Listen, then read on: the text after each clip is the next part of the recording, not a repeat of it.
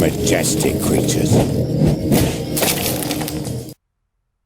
I am very pleased to announce that this year's winner, the 2015 Fan Hall of Fame winner, is Steve Schumer from Gillette, New Jersey.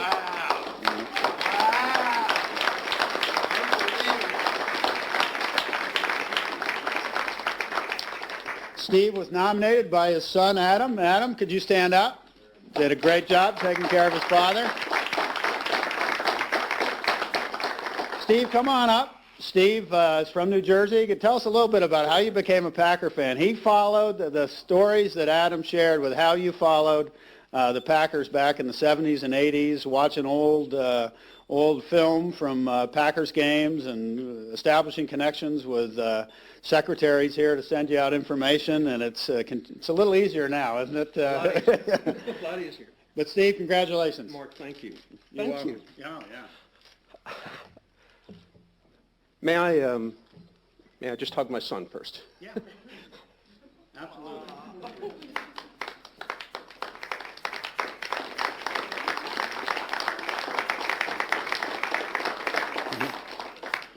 Needless to say, Adam is also a Packers fan.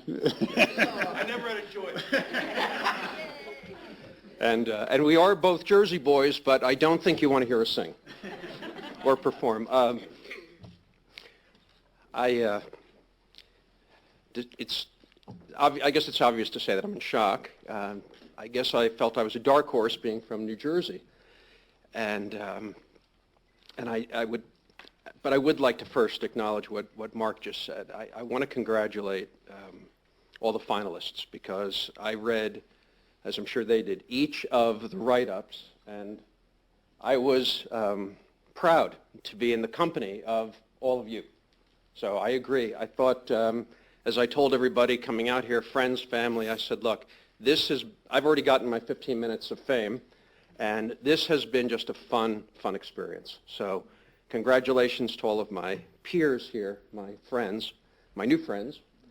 And of course, I want to say thank you. I want to say thank you to not only the friends and family that I know voted for me, but I know there were a lot of people that I don't know who voted. And I thank them. I thank the Packers because I do think that what they've done, what they've established since '98 to recognize their fans is wonderful.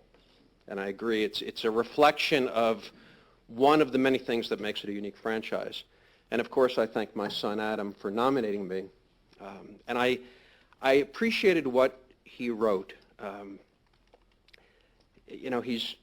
He had no choice. I adopted the Packers, but he doesn't remember when he was in a Packer onesie when he was a couple of months old. And but as he got older, I think he came to appreciate somewhat, as any parent wants their children to appreciate, certain things that you've been through. And I just get a kick out of this because people have asked my whole life, so you're a Packer fan? I said, yeah. So I'm in New Jersey. They say, you're originally from Wisconsin. No, I adopted them. And I adopted them when I was less than 10, and I remember it like it was yesterday because I've told the story a million times, but I didn't have a favorite team. But one day, I was with a group of friends, and they just started going around saying, who's everybody's favorite team? And of course, they were naming the Giants, the Jets. And as it got to me, I had a decision to make. I didn't have a team at that point.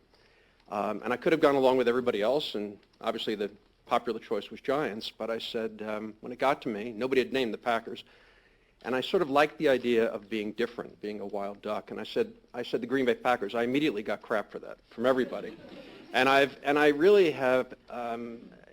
That was very late '60s. You understand that living through the '70s and '80s, I got a lot more hassle for being a Packer fan, being in New Jersey, but I took a lot of pride in that, in being loyal to them from afar. And as my son pointed out to me, he said, Dad, you really did some crazy things back then.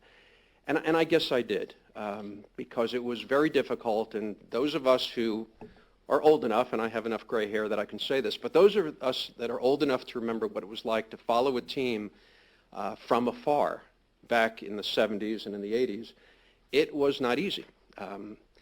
And I won't go through all of it, but I will just tell you that I was desperate to follow the Packers, and I think what helped was I got the Green Bay Press-Gazette mailed daily to my home, starting in the early 70s, but it would come about 5 to 7 days late.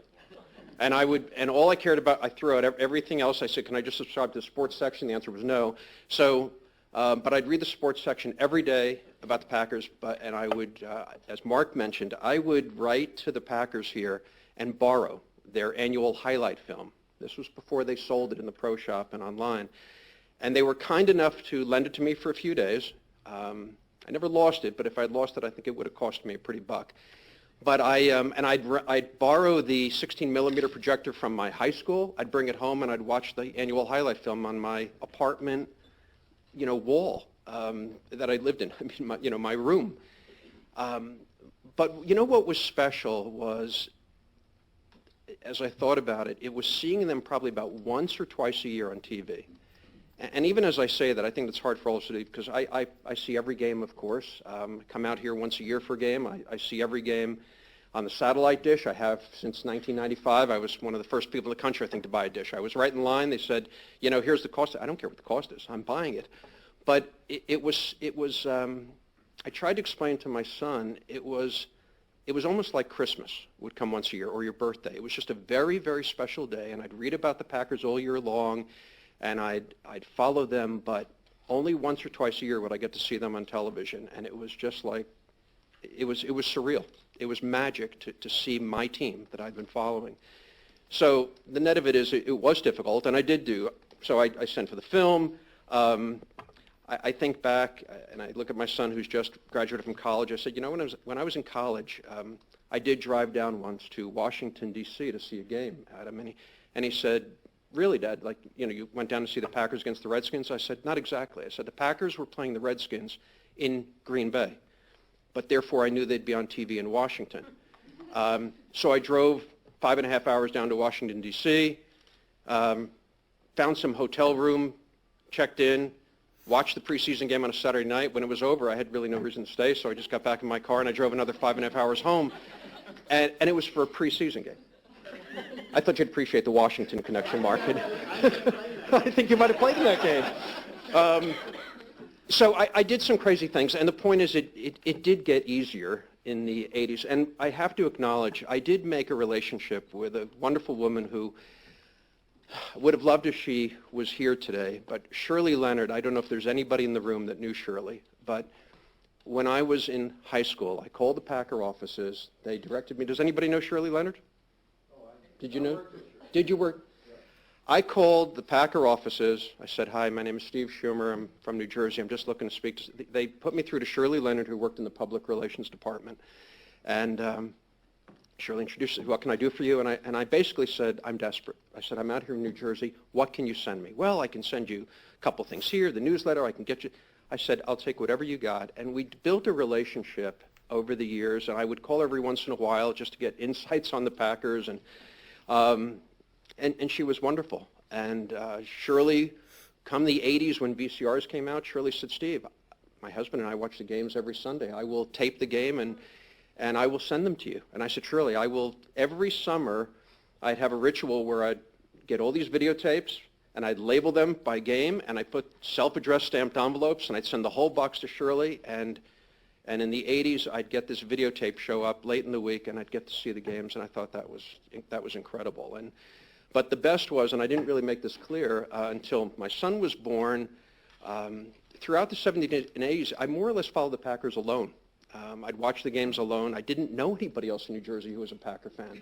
So I was kind of a lone wolf, and the net of it is that it wasn't until they created sports bars. In 1989, I walk into a sports bar in New Jersey, and I find 25 other people who are rabid Packer fans, and I felt like I'd found my lost tribe. But then, of course, I come to Lambeau. I said, my God, there are 70,000, 80,000 people who feel like I do. So it did get a lot easier. It's been a pleasure being a Packer fan. I've been proud to be a Packer fan. This is humbling. This is an honor.